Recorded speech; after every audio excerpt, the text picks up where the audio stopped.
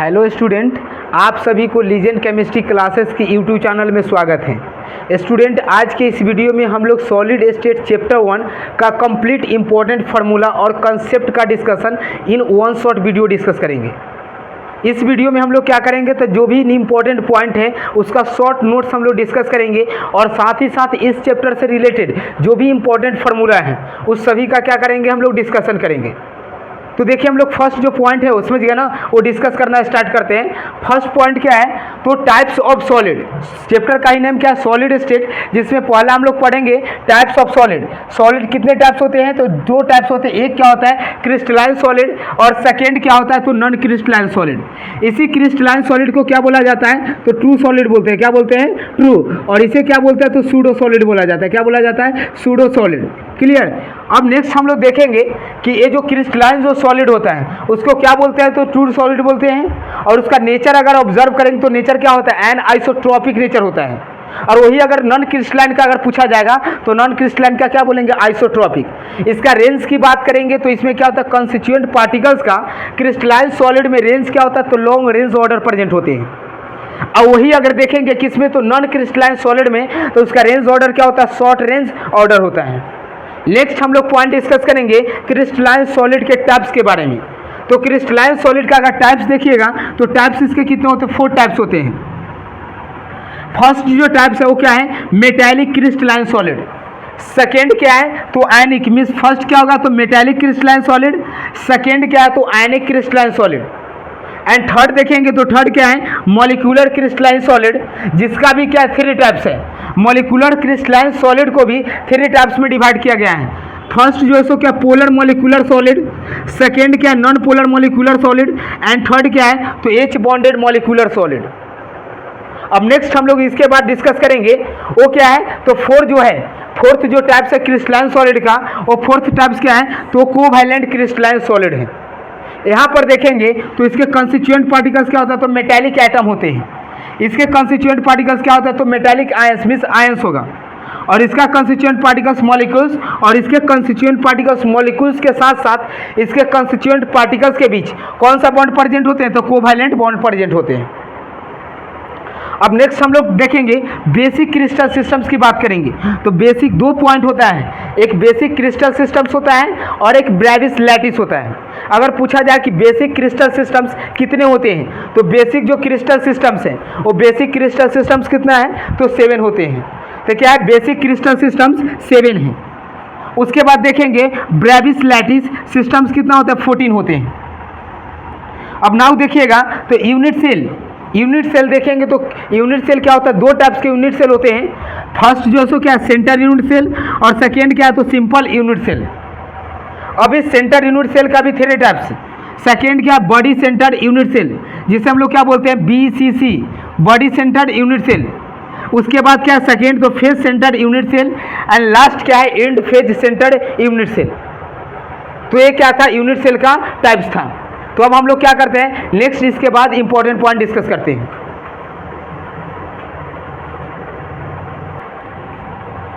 तो अब हम लोग क्या करेंगे, नेक्स्ट फार्मूला डिस्कस करेंगे, जिसमें से फर्स्ट अब नेक्स्ट पॉइंट क्या है, यूनिट सेल। और यूनिट सेल का केस स्ट्रक्चर कैसा होता है, तो क्यूबिक होता है।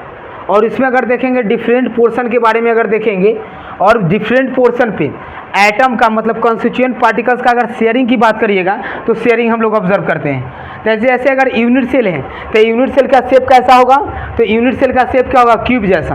अब उस क्यूब में देखेंगे तो कॉर्नर पे अगर देखिएगा तो पार्टिकल्स का जो होता है, समझ गया ना, वो कितना होता है, 1/8 पार्टीशन होता है। मीन्स एक कॉर्नर पे अगर देखेंगे तो पार्टिकल्स का कितना 1/8 पार्ट होता है।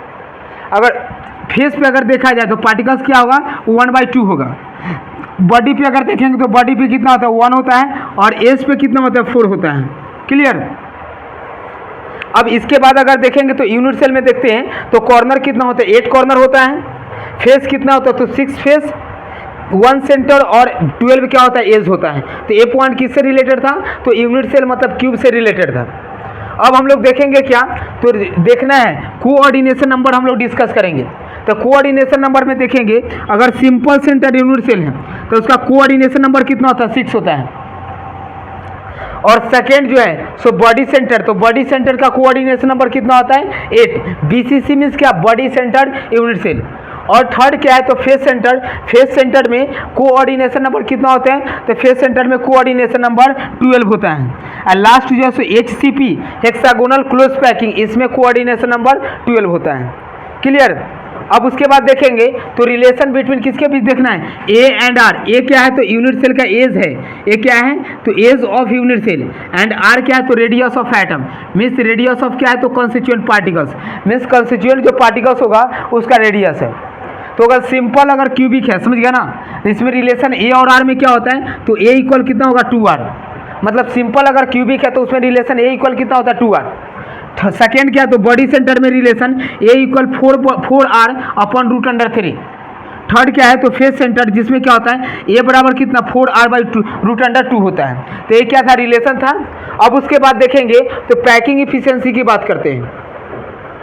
पैकिंग एफिशिएंसी HCC का देखिएगा सिंपल सेंटर यूनिट सेल का तो कितना होता है 52.38%, और इसी में अगर वैकेंट अगर पूछा जाएगा तो 100 माइनस क्या करेंगे 52.38% कर देंगे। सेकेंड अगर FCC या CCP, FCC मतलब फेस क्या होता है तो क्या होता है फेस सेंटर क्यूबिक सेल, और CCP मतलब close packing, cubic close packing, उसका कितना होता है तो 74%। और थर्ड क्या है तो BCC का एफिशिएंसी कितना होता है तो 68% होता है। अब नेक्स्ट पॉइंट क्या है, अगर नंबर ऑफ एटम अगर n है, क्लियर, तो ऑक्टाहेड्रल वॉइड्स कितना हो जाएगा n हो जाएगा, और टेट्राहेड्रल कितना होगा 2n। अब देखते हैं इससे नेक्स्ट पॉइंट हम लोग डिस्कस करते हैं।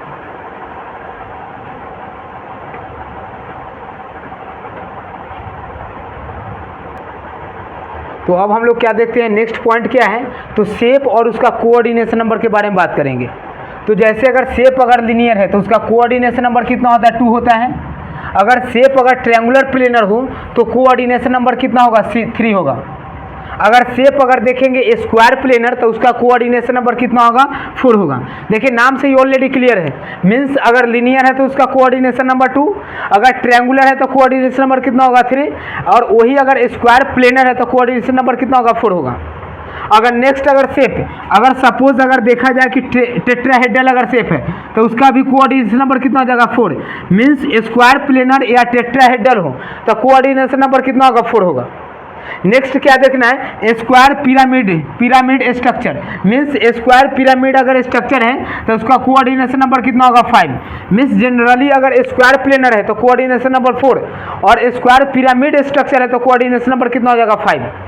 नेक्स्ट क्या है तो pentagonal pyramid by pyramid, pentagonal by pyramid तो उसका कितना हो जाएगा 7 हो जाएगा, और वही अगर क्यूबिक अगर शेप है तो उसका कोऑर्डिनेशन नंबर कितना हो जाएगा 8। तो ये ध्यान रखना है, लिनियर मीन्स कितना 2 होगा, अगर ट्रायंगुलर प्लेनर है तो कितना होगा 3, अगर स्क्वायर प्लेनर है तो कितना 4, मीन्स लिनियर ट्रायंगुलर और स्क्वायर प्लेनर तो 2 3 कितना हो जाएगा 4। वही अगर देखा जाए टेट्राहेड्रल तो टेट्राहेड्रल का कितना होता है 4 होता है। स्क्वायर अगर पिरामिड अगर पूछा जाएगा तो उसका कितना हो जाएगा तो 5 हो जाएगा coordination number. Pentagonal by pyramid तो उसका 7, और क्यूबिक का कितना होता है 8 होता है। अब हम लोग डिस्कस करेंगे पैकिंग इफिशियंसी की बात करेंगे। तो पैकिंग इफिशियंसी का फार्मूला क्या होता है तो volume occupied by atoms atoms present in crystal lattice, मतलब क्रिस्टल लैटिस में जो एटम प्रेजेंट होगा वो कितना वॉल्यूम ऑक्युपाइड कर रहा है, और क्या करेंगे वॉल्यूम ऑफ द क्रिस्टल, और क्रिस्टल का वॉल्यूम से क्या कर देंगे डिवाइड कर देंगे।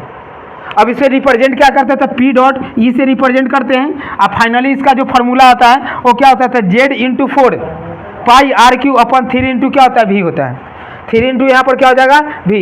अब यहाँ पर देखेंगे तो ये जो है समझ गया ना, Z मीन्स क्या कोऑर्डिनेशन नंबर, R में पाई तो वैल्यू कितना 22/7, R क्या तो रेडियस ऑफ एटम, और यहाँ पर V मतलब वॉल्यूम ऑफ यूनिट सेल, तो वॉल्यूम ऑफ यूनिट सेल क्या लेंगे हम लोग AQ लेंगे, A क्या यूनिट सेल का एज है।